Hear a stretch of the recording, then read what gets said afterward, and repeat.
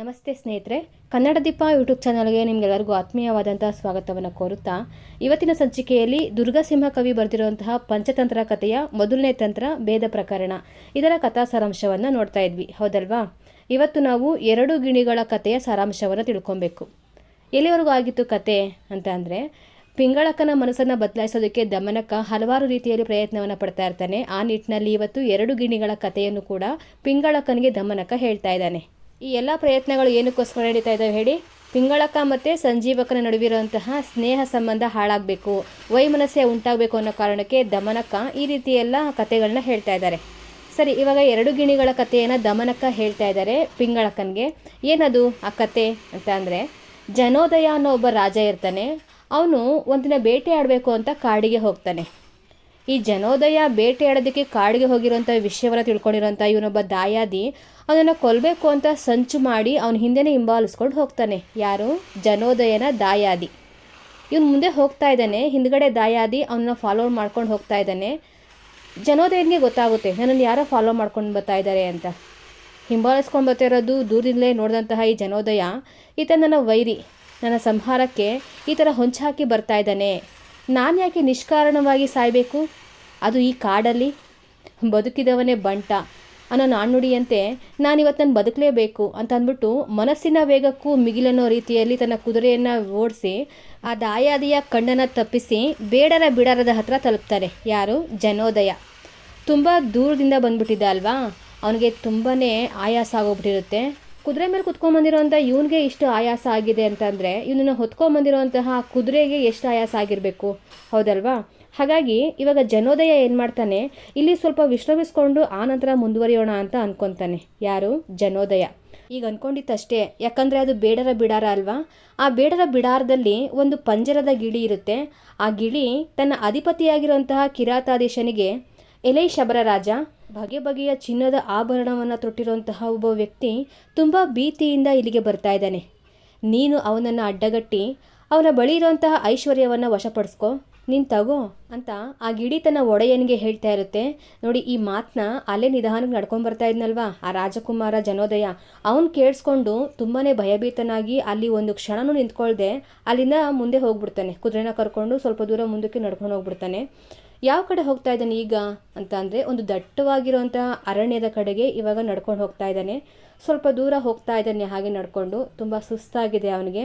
ಆದರೆ ಪಾಪ ಎಲ್ಲೂ ನಿಲ್ಲೋ ಹಾಗಿಲ್ಲ, ಯಾಕಂದರೆ ಆ ಬೇಡರು ಬಂದು ಎಲ್ಲಿ ದಾಳಿ ಮಾಡಿಬಿಡ್ತಾರೋ ಅಂತ ಭಯ ಬೇರೆ. ನಡ್ಕೊಂಡು ಹೋಗ್ತಾ ಇದ್ದಾನೆ. ಹೀಗೆ ಬರಬೇಕಾದ್ರೆ ಅವನಿಗೆ ಮತ್ತೊಂದು ಹಳ್ಳಿ ಕಾಣಿಸುತ್ತೆ. ಅದು ಕೂಡ ಬೇಡರ ಹಳ್ಳಿ ಅಂತ ಇವನು ಭಾವಿಸ್ಕೊಂಡು ತುಂಬ ಭಯಭೀತನಾಗ್ತಾನೆ. ಏನು ಮಾಡೋದು? ಆ ಹಳ್ಳಿನ ದಾಟ್ಕೊಂಡು ಮುಂದೆ ಹೋಗಲೇಬೇಕು, ಅಥವಾ ಈಗ ಆಲ್ರೆಡಿ ಅವನಿಗೆ ಸುಸ್ತಾಗಿದೆ, ಕುದುರೆಗೂ ಕೂಡ ಆಯಾಸ ಆಗಿದೆ, ಅಲ್ಲೇ ಎಲ್ಲಾದರೂ ವಿಶ್ರಾಂತಿಯನ್ನು ಕೂಡ ಪಡಿಬೇಕು. ಏನು ಮಾಡ್ತಾನೆ ಈಗ ಅಂತ ಅಂದರೆ, ಅವನು ಆಗಿದ್ದಾಗಲಿ ಅಂತ ಮನಸ್ಸಲ್ಲಿ ತನ್ನ ಇಷ್ಟದೈವವನ್ನು ಸ್ಮರಿಸ್ಕೊಂಡು ಇನ್ನೆತ್ತ ಹೋಗಲಿ, ನಾನು ಈ ಹಳ್ಳಿಯಲ್ಲೇ ಉಳ್ಕೊಳ್ಳೋಣ ಅಂತ ಅಂದ್ಬಿಟ್ಟು ಅಲ್ಲಿಗೆ ನಡ್ಕೊಂಡು ಹೋಗ್ತಾ ಇರ್ತಾನೆ. ಮಾರ್ಗಾಯಾಸದಿಂದ ಈಗ ಆಲ್ರೆಡಿ ಬಳಲಿರುವಂತಹ ಈ ಜನೋದಯನಿಗೆ ಈಗ ದೇವರೇ ಗತಿ ನನಗೆ ಅಂತ ಅಂದ್ಕೊಂಡು ನಿಧಾನವಾಗಿ ತನ್ನ ಪ್ರಾಣವನ್ನು ಬಿಗಿ ಹಿಡ್ಕೊಂಡು ಆ ಬೇಡರ ಹಳ್ಳಿಯ ಕಡೆನೇ ಹೋಗ್ತಾ ಇರ್ತಾನೆ. ಅದು ನಿಜವಾಗ್ಲೂ ಅದು ಬೇಡರ ಹಳ್ಳಿ ಆಗಿರೋದಿಲ್ಲ. ಬದಲಾಗಿ ಅವನ ಹಳ್ಳಿಯನ್ನು ಸಮೀಪಿಸ್ತಾ ಇದ್ದಂತೆ ಹೋಮ ಧೂಪದ ಕಂಪು ಅವನ ಮೂಗಿಗೆ ತಂಗಾಳಿಯ ರೀತಿಯಲ್ಲಿ ತೀಡ್ ಹೋಗುತ್ತೆ. ಆ ಸವಿ ಗಾಳಿಯಿಂದ ಅವನ ದೇಹದ ಬಳಲಿಕೆ ದೂರ ಆಗಿ ಆ ಧೂಪದ ವಾಸನೆಯಿಂದ ಇದು ನಿಜವಾಗ್ಲೂ ಯಾವುದೋ ಋಷ್ಯಾಶ್ರಮ ಇರಬೇಕು ಅಂತ ನಿಶ್ಚಯಿಸ್ಕೊಂಡು ಆ ಆಶ್ರಮದ ಕಡೆಗೆ ಹೆಜ್ಜೆಯನ್ನು ಇಡ್ತಾನೆ. ಅತ್ಯಂತ ಸುಂದರವಾಗಿರುವಂಥ ಋಷ್ಯಾಶ್ರಮ ಆಗಿರುತ್ತೆ ಅದು. ಅಲ್ಲಿ ಎಲ್ಲ ರೀತಿಯ ಗಿಡ ಮರ ಬಳ್ಳಿಗಳು, ಪ್ರಾಣಿ ಸಂಕುಲಗಳಿದ್ರೂ ಕೂಡ ಬೇರೆಯವರಿಗೆ ಹಾನಿ ಮಾಡದೇ ಇರೋದನ್ನು ಕಂಡು ತಪೋಧನರ ತಪೋವನದ ತಪಃ ಪ್ರಭಾವಕ್ಕೆ ಅಲ್ಲಿಯ ಪಶು ಪಕ್ಷಿಗಳು ಮೊದಲಾಗಿರುವಂತಹ ಚರಾಚರಗಳಿಗೆ ಹುಟ್ಟಿದಂತಹ ಉಪಶಾಂತಿ ಮುಂತಾದವುಗಳ ಗುಣಕ್ಕೆ ಈ ರಾಜನಿಗೆ ಆಶ್ಚರ್ಯ ಆಗ್ಬಿಡುತ್ತೆ. ಇದೇನು ಆಶ್ಚರ್ಯ, ಇಂಥ ಕಾಡು ಮೃಗಗಳು ಯಾರಿಗೂ ಹಾನಿ ಮಾಡ್ತಾ ಇಲ್ವಲ್ಲ, ಎಷ್ಟು ಸೌಜನ್ಯ ರೀತಿಯಲ್ಲಿ ವರ್ತಿಸ್ತಾ ಇದ್ದಾವೆ ಅಂತ ತುಂಬಾ ಆಶ್ಚರ್ಯ ಪಟ್ಕೊತಾನೆ. ಅಲ್ಲಿಂದ ಹಾಗೆ ಸ್ವಲ್ಪ ಮುಂದೆ ನಡ್ಕೊಂಬರ್ತಾನೆ ರಾಜಕುಮಾರ. ಅಲ್ಲಿ ಮತ್ತೊಂದು ಗಿಳಿ ನೋಡ್ತಾನೆ, ರಾಜಕೀರ ಅಂತ ಅದ್ರ ಹೆಸರು. ಆ ರಾಜಕೀರ ಈ ರಾಜಕುಮಾರನನ್ನು ನೋಡಿ, ಎಲೈ ಮಹಾಪುರುಷ, ನೀನು ಹಾಗೂ ನಿನ್ನ ಕುದುರೆ ತುಂಬ ಬಳಲಿದ್ದೀರಿ, ಇಂದು ನೀವು ಈ ಋಷ್ಯಾಶ್ರಮದಲ್ಲಿ ವಿಶ್ರಮಿಸಿ ಅಂತ ಹೇಳುತ್ತೆ. ನೋಡಿ, ಆಗಲೇ ನೋಡಿದಂತಹ ಗಿಳಿಗೂ ಈ ಗಿಳಿಗೂ ಎಷ್ಟೊಂದು ವ್ಯತ್ಯಾಸ, ಹೌದಲ್ವಾ? ಆಗಲೇ ಇದ್ದಂತಹ ಗಿಣಿ ಬೇಡರ ಗುಂಪಿನಲ್ಲಿ ಇದ್ದಂತಹ ಆ ಗಿಣಿ ಅವರ ವರ್ತನೆಯನ್ನೇ ಕಲ್ತ್ಕೊಂಡಿದೆ. ಆದರೆ ಇಲ್ಲಿ ಋಷ್ಯಾಶ್ರಮದಲ್ಲಿ ವಾಸವಾಗಿರುವಂಥ ಈ ಗಿಣಿ ಋಷಿಗಳ ಸೌಮ್ಯ ಸ್ವಭಾವವನ್ನು ಮೈಗೂಡಿಸ್ಕೊಂಡಿದೆ. ಸರಿ, ಇಲ್ಲಿ ಈ ಆಶ್ರಮದ ಗಿಳಿಯ ಪ್ರೀತಿಪೂರ್ವಕ ಮಾತುಗಳನ್ನ ಕೇಳಿದಂತಹ ರಾಜಕುಮಾರನಿಗೆ ತುಂಬಾ ಖುಷಿಯಾಗುತ್ತೆ. ಆ ಗಿಳಿಯ ಮಾತನ್ನು ನಂಬಿ ರಾಜಕುಮಾರ ಅಲ್ಲೇ ಉಳ್ಕೊಳ್ಳೋದಕ್ಕೆ ನಿಶ್ಚಯಿಸಿ ಮಾವಿನ ಮರದ ಬುಡದಲ್ಲಿ ಕುದುರೆಗೆ ನೀರನ್ನು ಕುಡಿಸ್ಬಿಟ್ಟು ಆ ಮಾವಿನ ಮರದ ಬುಡಕ್ಕೆ ತನ್ನ ಕುದುರೆಯನ್ನು ಕಟ್ಟಿ ತಾನು ಸ್ನಾನಾದಿ ನಿತ್ಯ ಕರ್ಮಗಳನ್ನು ಮುಗಿಸ್ಕೊಂಡು ಆಮೇಲೆ ಅಲ್ಲೇ ಪಕ್ಕದಲ್ಲಿತ್ತಲ್ವ ಆಶ್ರಮ, ಆ ಆಶ್ರಮಕ್ಕೆ ಭೇಟಿ ಕೊಡ್ತಾನೆ. ಆಶ್ರಮದ ಗುರುಗಳನ್ನು ಕಂಡು ಅವರಿಗೆ ನಮಸ್ಕಾರವನ್ನು ಮಾಡಿ, ನೀವು ದೈವ ಸ್ವರೂಪರು, ಅದಕ್ಕಾಗಿ ತತ್ವ, ತಪಸ್ಸು, ಧರ್ಮ ಇವುಗಳ ಬಗ್ಗೆ ನನಗೆ ಹೇಳಿ ನನಗೆ ತಿಳಿಸ್ಕೊಡಿ ಅಂತ ಕೇಳ್ಕೊತಾನೆ. ಯಾರು? ಜನೋದಯ ಅನ್ನೋ ರಾಜ. ಆಶ್ರಮದ ಗುರುಗಳು ಈ ಎಲ್ಲದರ ಬಗ್ಗೆ ಸವಿಸ್ತರವಾಗಿ ಮಾಹಿತಿಯನ್ನು ಹೇಳ್ತಾರೆ. ರಾಜನಿಗೆ ತುಂಬಾ ಖುಷಿಯಾಗುತ್ತೆ. ನೋಡಿ, ಇದೇ ಸಮಯಕ್ಕೆ ಆ ರಾಜಕೀರ ಗಿಳಿ ಇತ್ತಲ್ವ, ಆ ಗಿಳಿ ಈ ರಾಜಕುಮಾರನಿಗೆ ನೇರಳೆ, ಬಾಳೆ ಮೊದಲಾಗಿರುವಂತಹ ರುಚಿಕರವಾಗಿರುವಂತಹ ಹಣ್ಣುಗಳನ್ನು ತಿನ್ನೋದಕ್ಕೆ ತಂದುಕೊಡುತ್ತೆ. ಜನೋದಯ ರಾಜ ಗಿಳಿ ತಂದುಕೊಟ್ಟಿರುವಂತಹ ಹಣ್ಣನ್ನು ಆಸ್ವಾದಿಸಿ ಸಂತೃಪ್ತನಾಗ್ತಾನೆ. ತುಂಬಾ ಖುಷಿಯಾಗುತ್ತೆ ಅವನಿಗೆ, ಈ ಗಿಳಿ ಎಷ್ಟು ಒಳ್ಳೆಯದು ಅಂತ. ಮಿತ್ರನಾಗಿರುವಂಥ ಈ ಗಿಳಿ ಹತ್ರ ಇವಾಗ ರಾಜ ಮಾತಾಡ್ತಾನೆ. ದೇಹ, ರೂಪು, ವಯಸ್ಸು, ಸ್ವರ, ಚೇಷ್ಟೆಗಳಲ್ಲಿ ನಿನಗೆ ಅನುರೂಪನಾದ ಒಂದು ಗಿಳಿ ಬೇಡರ ಹಳ್ಳಿಯಲ್ಲಿರುವುದನ್ನು ಕಂಡಿದ್ದೇನೆ. ಅದು ನನ್ನನ್ನು ಕಂಡು ಇವನನ್ನು ಹಿಡಿ, ಕಟ್ಟು, ಕೊಲ್ಲು ಅಂತ ಹೆದರಿಸುವಂತೆ ವರ್ತಿಸ್ತಾ ಇತ್ತು. ನೀನು ಮಿತ್ರನಾಗಿ ನಡೆದುಕೊಂಡೆ. ಇದಕ್ಕೇನು ಕಾರಣ ರಾಜಕೀರ? ನಿನಗೆ ಗೊತ್ತಿದ್ರೆ ಹೇಳ್ತೀಯಾ ಅಂತ ಆ ಜನೋದಯ ರಾಜ ಗಿಣಿ ಹತ್ರ ಕೇಳ್ತಾನೆ. ಗಿಣಿ ಆಗ, ಹೌದು, ನನಗೂ ಆ ಪಕ್ಷಿಗೂ ತಂದೆ ತಾಯಿಗಳೊಬ್ಬರೇ. ನನ್ನನ್ನು ಈ ಮುನಿಗಳು ತೆಗೆದುಕೊಂಡು ಬಂದು ಸಾಕಿದರು. ಹಾಗೆ ಅವನನ್ನು ಆ ಕ್ರೂರರು, ಮ್ಲೇಚ್ಛರು ತೆಗೆದುಕೊಂಡು ಹೋದರು. ಅಲ್ಲದೆ ನಾನು ಮುನಿಗಳ ವಚನವನ್ನು ಕೇಳುವೆನು, ಅವನು ಕ್ರೂರರಾದ ಮ್ಲೇಚ್ಛರ ಮಾತನ್ನು ಕೇಳುವರು. ಇದನ್ನು ಪ್ರತ್ಯಕ್ಷವಾಗಿ ನೀವೇ ಕಂಡಿರುವಿರಿ. ಸಂಸರ್ಗದಿಂದ ಗುಣದೋಷಗಳುಂಟಾಗುತ್ತವೆ ಅಂತ ರಾಜಕೀರ ಸವಿಸ್ತಾರವಾಗಿ ಜನೋದಯನಿಗೆ ಹೇಳ್ತದೆ. ನೋಡಿ, ಇಲ್ಲಿ ಏನು ಅರ್ಥ ಅಂತ ಅಂದರೆ, ನಾವು ಒಳ್ಳೆಯವ್ರ ಸಹವಾಸ ಮಾಡಿದ್ರೆ ಒಳ್ಳೆ ಥರದಲ್ಲಿ ಬುದ್ಧಿಯನ್ನು ಕಲ್ತ್ಕೊತೀವಿ, ಒಳ್ಳೆ ಗುಣಗಳನ್ನ ಮೈಗೂಡಿಸ್ಕೊತೀವಿ. ಅದೇ ರೀತಿ ಕೆಟ್ಟವ್ರ ಸಹವಾಸವನ್ನು ಮಾಡಿದ್ರೆ ಅವರಲ್ಲಿ ಯಾವ ಗುಣಗಳಿರ್ತಾವಲ್ವ ಅದನ್ನೇ ನಾವು ಕೂಡ ಅಳವಡಿಸ್ಕೊತೀವಿ ಅಂತ ಅರ್ಥ. ನೋಡಿ, ಇದು 2 ಗಿಣಿಗಳ ಕಥೆಯ ಸಾರಾಂಶ. ಇದನ್ನು ದಮನಕ ಪಿಂಗಳಕನಿಗೆ ಹೇಳಿದ್ದು. ಈ ಕಥೆಯನ್ನು ಹೇಳಿಬಿಟ್ಟು ರಾಜಕೀರವು ಈ ಥರ ಹೇಳ್ತಲ್ವಾ, ಇದರಿಂದ ಏನು ಅರ್ಥ ಆಗ್ತಿದೆ ಪಿಂಗಳಕ? ಎಂಥ ಬುದ್ಧಿವಂತನು ಸಂಘವಶದಿಂದ ಸ್ವಭಾವ ಗುಣವನ್ನು ಬಿಡ್ತಾನೆ. ಇದೇ ಸತ್ಯ.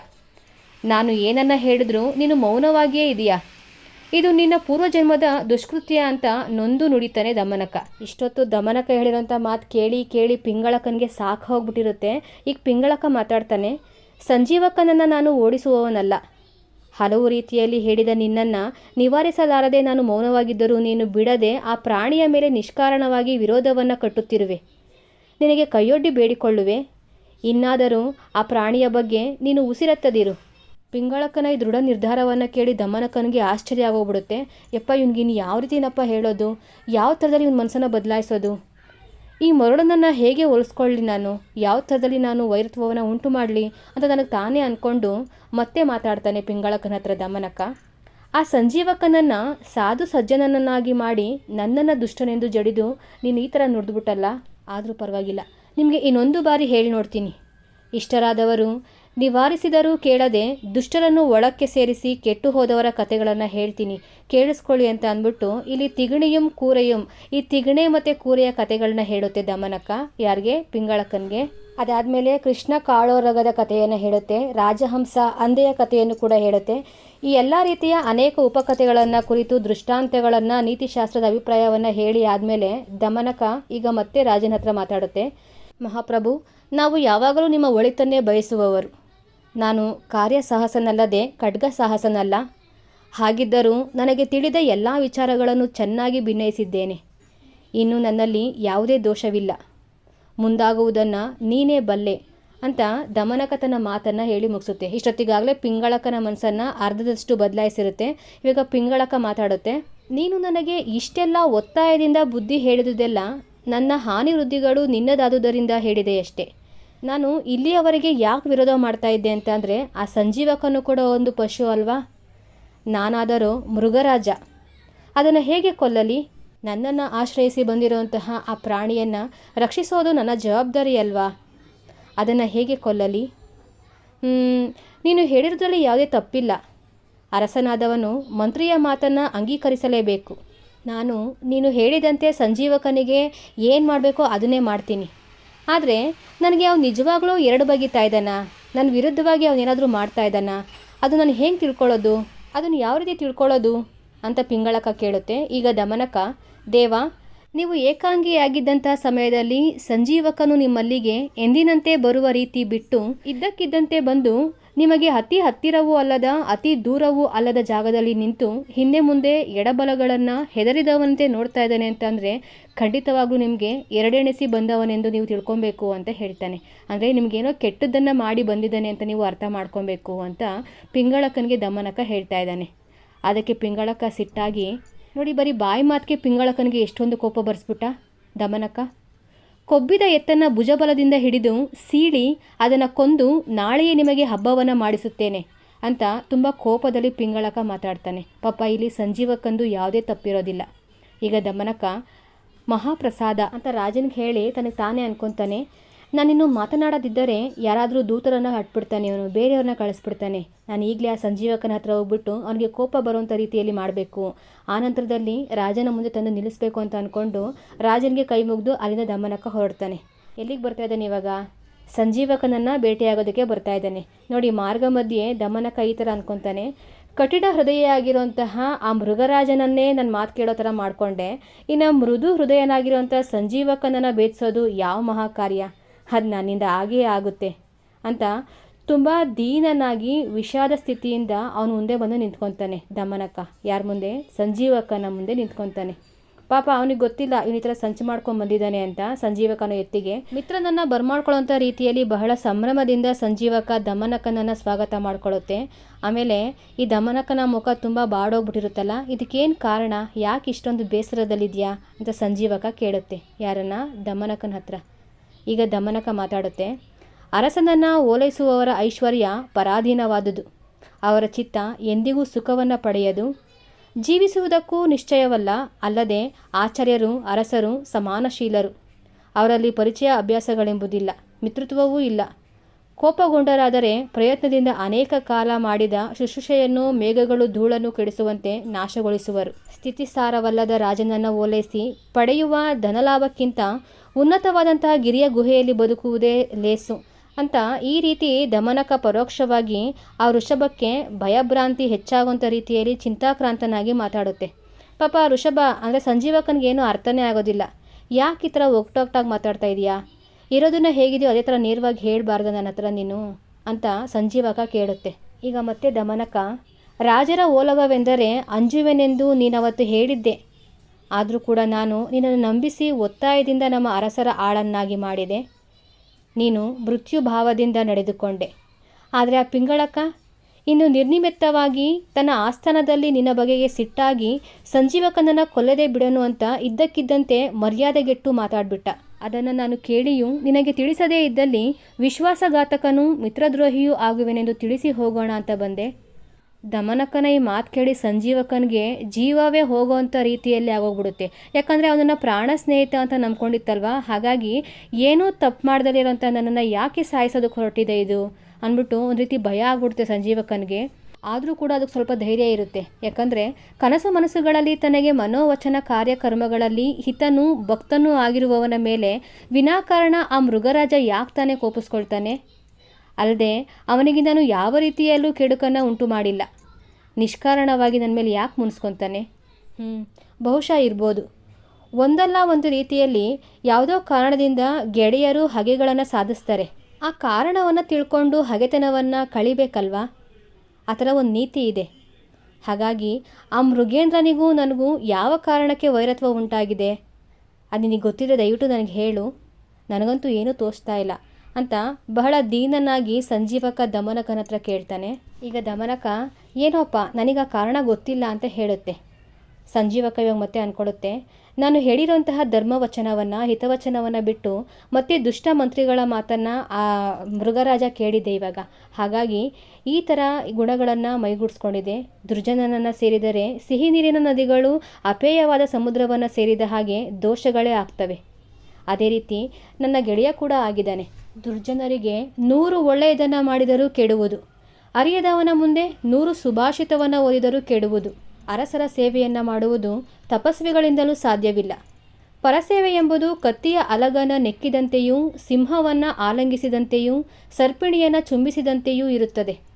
ಇಂತಹ ಸೇವಾ ಧರ್ಮವನ್ನು ನಾನು ತಿಳಿದು ಒಂದಲ್ಲ ಒಂದು ರೀತಿಯಲ್ಲಿ ನೀಚವಾದುದನ್ನೆಸಗಿದೆ. ಇಲ್ಲದಿದ್ದರೆ ಪಿಂಗಳನೇಕೆ ನನ್ನ ಮೇಲೆ ಮುನಿಯುವನು? ಇದನ್ನು ಅವನೊಡನೆ ಕೇಳಿ ನಾನು ಮಾಡಿದಂತಹ ತಪ್ಪಾದರೂ ಏನೆಂದು ಕೇಳಿ ಇದೊಂದು ಬಾರಿ ಕ್ಷಮಿಸುವಂತೆ ಮಾಡುವೆ ಅಂತ ತನಗೆ ತಾನೇ ಅನ್ಕೊತಾನೆ. ಆಮೇಲೆ ಬಹುಶಃ ಅರಸರು ಅವಿವೇಕದಿಂದ ಯಾರನ್ನಾದರೂ ಕೊಲ್ಲಬೇಕೆಂದಿರುವರಲ್ಲದೆ ಮಂತ್ರಿಗಳ ಹಿತವಚನವನ್ನು ಪರಿಪಾಲಿಸರು. ವೈದ್ಯನು, ವಿದ್ವಜ್ಜನರು, ಮಂತ್ರಿಯು ಅರಸನ ಇಚ್ಛೆಗನುಸಾರವಾಗಿ ನುಡಿದರೆ ಆ ರಾಜನ ಆರೋಗ್ಯ, ಧರ್ಮ, ಕೋಶಗಳು ಬೇಗನೆ ನಾಶ ಹೊಂದುವವು. ನೀನು ಪಿಂಗಳಕನ ಮಂತ್ರಿಯಾಗಿರುವೆಯಲ್ಲವೇ ದಮನಕ? ಈಗ ಆತನು ನನ್ನನ್ನು ಕೊಂದು ತನ್ನ ಯಶಸ್ಸನ್ನು, ಧರ್ಮವನ್ನು ನಾಶಪಡಿಸಿಕೊಳ್ಳುವನು. ನಾನು ನಿನ್ನನ್ನೇ ಮೊದಲು ನಂಬಿ ಬಂದವನು. ಆದ್ದರಿಂದ ನೀನೇ ನನ್ನನ್ನು ಈ ಕಷ್ಟದಿಂದ ಪಾರು ಮಾಡಬೇಕು. ಈ ಸಂದರ್ಭದಲ್ಲಿ ಅವರ ಹತ್ತಿರ ಹೋಗಿ ನನ್ನನ್ನು ನಿರ್ಭಯವಾಗುವಂತೆ ಮಾಡಬೇಕು ದಯಮಾಡಿ ಅಂತ ಸಂಜೀವಕ ದಮನಕನ ಹತ್ರ ಕೇಳ್ಕೊಳ್ತಾನೆ. ಆದರೆ ಇದಕ್ಕೆಲ್ಲ ಕಾರಣ ದಮನಕನೇ ಅಲ್ವಾ? ಇಲ್ಲ, ನನ್ನಿಂದ ಏನೂ ಸಾಧ್ಯ ಇಲ್ಲ, ನಾನು ನಿಜವಾಗ್ಲೂ ಅವನಿಗೆ ಮಂತ್ರಿನೇ, ಆದರೆ ನನ್ನ ಮಾತು ಕೇಳೋದಿಲ್ಲ ಅಂತ ಅಂದ್ಬಿಟ್ಟು ಸುಮ್ಮನಾಗ್ಬಿಡುತ್ತೆ ದಮನಕ. ಈಗ ಸಂಜೀವಕನಿಗೆ ಅರ್ಥ ಆಗುತ್ತೆ, ಚಾಡಿಕೊರರ ಮಾತನ್ನು ಕೇಳಿಬಿಟ್ಟು ಇಂತಹ ಕಾರ್ಯಕ್ಕೆ ಕೈ ಹಾಕಿದ್ದಾನೆ ನಮ್ಮ ರಾಜ, ನಮ್ಮ ಪಿಂಗಳಕ ಅಂದ್ಬಿಟ್ಟು ತುಂಬಾ ಬೇಜಾರು ಮಾಡ್ಕೊಡ್ತೆ ಸಂಜೀವಕ. ಈಗ ಸಂಜೀವಕ ಮಾತಾಡುತ್ತೆ, ಅರಸನಿಗೆ ಹಿತವನ್ನು ಮಾಡುವವನು ಪ್ರಜೆಗೆ ಹಗೆಯಾಗುವನು, ಪ್ರಜೆಗೆ ಹಿತ ಮಾಡುವವನನ್ನು ಅರಸರು ಕೈ ಹಿಡಿಯರು. ಈ ರೀತಿ ಇರುವ ವಿರೋಧವು ಸಮಾನವಾಗಿ ಕಂಡಿರಲು ನೃಪನಿಗೂ ಪ್ರಜೆಗೂ ಹಿತವಾಗುವಂತೆ ಮಾಡುವ ಮಂತ್ರಿ ದುರ್ಲಭ ಎಂಬ ನೀತಿಶಾಸ್ತ್ರವೇಕೆ ತಪ್ಪುವುದು? ಮೊದಲಿನ ಹಳೆಯರನ್ನ, ಆಪ್ತರನ್ನ ಹೊರಗೆ ಹಾಕಿ ಪತಿಗೆ ಹಿತೋಪದೇಶವನ್ನು ಮಾಡರು. ಅದೇನಾದರೂ ಆದರೆ ಒಂಟೆ ಕಾಗೆಗಳ ಕಥೆ ಆಗೋ ಥರನೇ ಆಗುತ್ತೆ ಅಂತ ಹೇಳುತ್ತೆ ಸಂಜೀವಕ. ದಮನಕನ್ಗೆ ಈ ಒಂಟೆ ಮತ್ತು ಕಾಗೆಯ ಕತೆ ಗೊತ್ತಿರೋದಿಲ್ಲ ಅಲ್ವಾ? ಏನದು ಕತೆ ಅಂತ ದಮನಕ ಕೇಳುತ್ತೆ. ಸಂಜೀವಕ ಇವಾಗ ಒಂಟೆಯುಂ ಕಾಗೆಯುಂ ಕಥೆಯನ್ನು ಹೇಳೋದಕ್ಕೆ ಮುಂದಾಗುತ್ತೆ. ಈ ಕಥೆಯ ಬಗ್ಗೆ ಸಾರಾಂಶವನ್ನು ಮುಂದಿನ ಸಂಚಿಕೆಯಲ್ಲಿ ತಿಳ್ಕೊಳ್ಳೋಣ.